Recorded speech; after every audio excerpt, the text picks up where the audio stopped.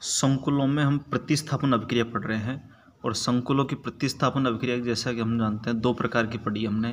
एक तो धातु प्रतिस्थापन अभिक्रिया, दूसरी है लिगेंड प्रतिस्थापन अभिक्रिया। लिगेंड प्रतिस्थापन अभिक्रिया में हमने देखा है कि जब किसी संकुल की अभिक्रिया अन्य लिगेंड के साथ करवाते हैं तो संकुल के एक लिगेंड को बाह्य लिगेंड के द्वारा प्रतिस्थापित कर दिया जाता है, जिसे हम लिगेंड प्रतिस्थापन या नाभिक स्नेही प्रतिस्थापन कहेंगे। नाभिक स्नेही प्रतिस्थापन अभिक्रिया की क्रियाविधि दो प्रकार की होती है, एक तो SN1 क्रियाविधि, दूसरी SN2 क्रियाविधि। सबसे पहले हम SN1 क्रियाविधि की बात करेंगे। तो देखिएगा, एक उपसंयोजक संख्या 4 वाला संकुल है या वर्गाकार संकुल है। वर्गाकार संकुल की अभिक्रिया बाई लिगेंड के साथ करवाते हैं तो हम ये देख रहे हैं कि एक लिगेंड का प्रतिस्थापन बाई के द्वारा कर दिया जाता है। ये लिगेंड बाहर निकल जाता है, बाई जुड़ जाता है। अब इसकी क्रियाविधि की बात करें तो SN1 क्रियाविधि दो पदों में पूर्ण होती है। पहला स्टेप स्लो स्टेप होता है जिसमें संकुल में से एक लिगेंड बाहर निकलता है। देखिएगा आप, Ml4 एक संकुल है, मंद गति से ये Ml3 प्लस L अर्थात Ml4 में से एक लिगेंड बाहर चला गया है। और जो दूसरा स्टेप होगा वो फास्ट स्टेप होगा जिसमें आने वाला लिगेंड तेजी से Ml3 संकुल के साथ जुड़ जाता है। इस क्रियाविधि में हम देख रहे हैं कि जो पहला पद है वो धीमी गति का पद है, स्लो स्टेप है और ये ही वेग निर्धारक पद है। इस पद में केवल एक क्रियाकारक अणु भाग ले रहा है, एक संकुल अणु अभिक्रिया में भाग ले रहा है, अतः अभिक्रिया का वेग केवल संकुल की सांद्रता पर निर्भर करेगा, इसलिए ये SN1 अभिक्रिया कहलाती है। और इसका वेग समीकरण इस तरीके से दिया जाएगा, वेग बराबर K Ml4। नेक्स्ट है SN2 क्रियाविधि। प्लेटिनम सेकंड वर्गाकार समतलीय संकुलों में जो प्रतिस्थापन अभिक्रिया की एक और जो क्रियाविधि है वो है SN2। इस क्रियाविधि में आने वाला जो लिगेंड है वो नाभिक स्नेही की भांति व्यवहार करता है। देखिएगा आप, एक प्लेटिनम का वर्गाकार संकुल है PtL4 जिसकी अभिक्रिया नाभिक स्नेही के साथ करवाएंगे तो नाभिक स्नेही जुड़ जाएगा और एक लिगेंड बाहर निकल जाएगा। अब आप इस अभिक्रिया में देखिएगा, ये प्लेटिनम का एक वर्गाकार संकुल है, इसकी अभिक्रिया नाभिक स्नेही के साथ करवाएंगे तो जो स्लो स्टेप है उसमें कोई लिगेंड बाहर निकले बिना आने वाला नाभिक स्नेही इस प्लेटिनम के साथ जुड़ जाएगा और इस प्लेटिनम के साथ जुड़ने पर एक अत्यधिक अस्थायी मध्यवर्ती संरचना बनती है जिसमें प्लेटिनम की जो कोऑर्डिनेशन नंबर है 5 है और इस अवस्था में इस कोऑर्डिनेशन नंबर पर या इस मध्यवर्ती की जो संरचना होगी वो त्रिकोणीय द्विप्रमिडीय आकार की होगी। चूँकि ये जो संरचना है ये अत्यधिक अस्थायी होने के कारण इसमें से बहुत तेज़ी से फास्ट एक लिगेंड बाहर निकल जाएगा और नाभिक स्नेही यहाँ पर जुड़ जाता है। इस तरीके से ये अभिक्रिया संपन्न होगी। चूँकि यहाँ का जो पहला स्टेप है वो स्लो स्टेप है, इसमें दो क्रियाकारक अणु भाग ले रहे हैं, एक तो संकुल, दूसरा नाभिक स्नेही, अतः अभिक्रिया का वेग इन दोनों की सांद्रता पर निर्भर करता है, अतः ये द्विअणुक अभिक्रिया है। इसके जो वेग समीकरण है उस वेग समीकरण को हम इस तरीके से लिखेंगे, वेग बराबर K Ml4 नाभिक स्नेही। नेक्स्ट आता है प्रतिस्थापन अभिक्रिया के वेग को प्रभावित करने वाले कारक। यहाँ पर हम उन कारकों का अध्ययन करेंगे जो कि अभिक्रिया के वेग को प्रभावित करते हैं। उनमें सबसे नंबर 1 है लीविंग ग्रुप। लीविंग ग्रुप का मतलब होता है जो समूह बाहर निकलता है उसकी प्रकृति पर। देखिएगा, वर्गाकार समतलीय संकुलों में निकलने वाले समूह पर अभिक्रिया का वेग निर्भर करता है। अलग अलग समूहों की जो निकलने की दर है वो बाहर निकलने की जो प्रवृत्ति है वो अलग अलग होती है, उनका एक क्रम निम्न है। देखो आप, ये नाइट्रेट समूह है, जल है, क्लोराइड है, ब्रोमाइड है, आयोडाइड है, नाइट्रो है, साइनाइड है।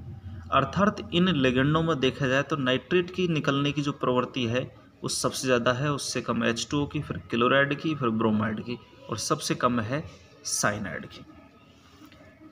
अब आप इस अभिक्रिया में देखिएगा प्लेटिनम के साथ 4 लिगेंड जुड़े हुए हैं, एक तो नाइट्रेट है, क्लोराइड है, आयोडाइड है, H2O है।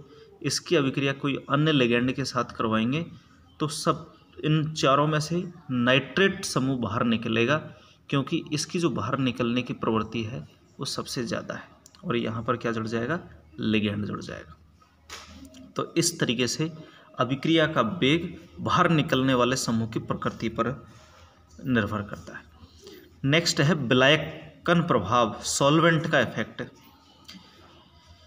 प्रयोगों द्वारा यह देखा गया कि यदि संकुलों में प्रतिस्थापन अभिक्रिया जल और अमोनिया विलायक में संपन्न करवाई जाए तो अभिक्रिया तेजी से संपन्न होती है, क्योंकि वहाँ पर ये विलायक अणु धातु के साथ उपसह संयोजक बंध बनाकर जुड़ जाते हैं, जिससे लिगेंड को बाहर आसानी से निकाला जा सकता है या संकुल के लिगेंड को आसानी से प्रतिस्थापित कर दिया जाता है। जबकि यदि प्रतिस्थापन अभिक्रियाओं को CCl4, बेंजीन आदि कार्बनिक विलायकों की उपस्थिति में संपन्न करवाया जाए तो अभिक्रिया का वेग कम होगा, क्योंकि ये जो कार्बनिक लिगेंड है या कार्बनिक विलायक है वो धातु के साथ उपसह संयोजक बंध नहीं बना सकते, अतः लिगेंड आसानी से प्रतिस्थापित नहीं हो पाएगा। नेक्स्ट है संकुल पर उपस्थित आवेश।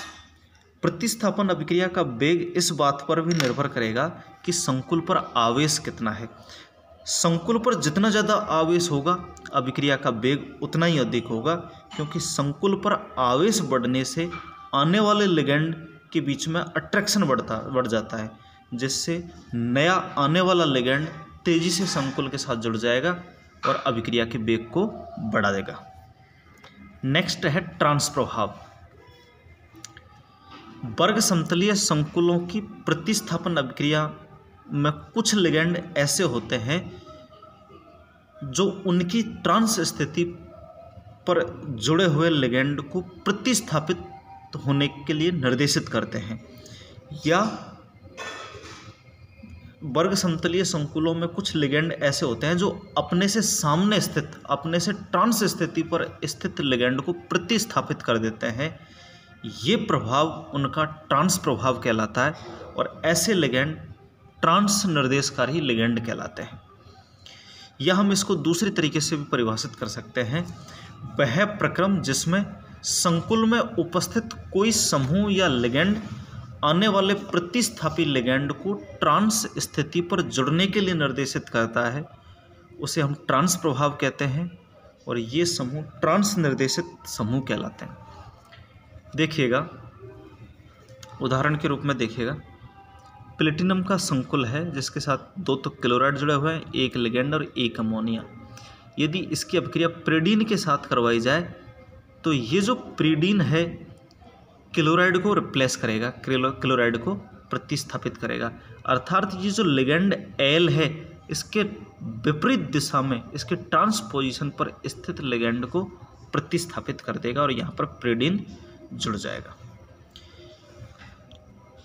यहाँ पर कुछ लिगेंड दे रखे हैं जिनका ट्रांस प्रभाव है, तो देखिएगा आप इस श्रेणी में देखिएगा, सबसे ज़्यादा ट्रांस प्रभाव साइनाइड का है, कार्बोनिल है, एथिलीन है, नाइट्रोसिल है, ट्राईएल्किल फॉस्फीन है, उसके बाद फेनिल समूह है, नाइट्रो समूह है, देन आयोडाइड है, थायोसाइनाइड है, ब्रोमाइड और क्लोराइड है, प्रीडीन है, अमोनिया, हाइड्रोक्सी और वाटर मॉलिक्यूल एक्वा।